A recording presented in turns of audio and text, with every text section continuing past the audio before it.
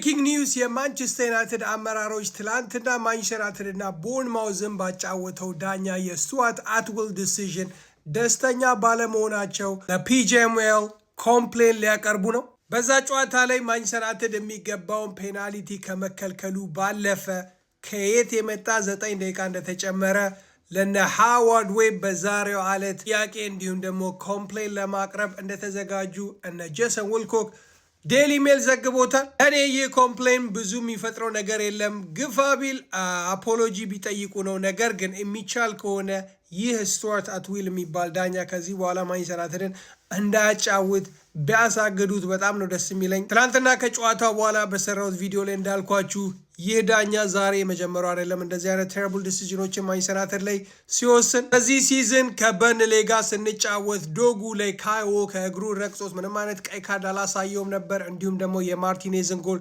ሽሮበት ነበር። በ2022 ከሚድልስብሮ ጋር በኤፍኤ ካፕ ስንጫወት በእጅ የተነካ ጎል ተቆጥሮ ያንን ጎል አጽድቆት ነበረ። እንዲሁም ደግሞ በ2021 ከቼልሲ ጋር ስንጫወት ትላንቱ የባሰ ክሊር የሆነ ፔናልቲ ከልክሎን ነበረ። ይህንንም ከጨዋታው በኋላ ሲያወራ ሰምቼዋለሁ ብሎ ሉክ ሾው በኢንተርቪው ላይ ተናግሮ ነበረ። ስለዚህ የማንቸስተር ዩናይትድ አመራሮች ከቻሉ ይህን ዳኛ ከዚህ በኋላ ማንቸስተር ዩናይትድ እንዳያጫውት ማድረግ አለባቸው።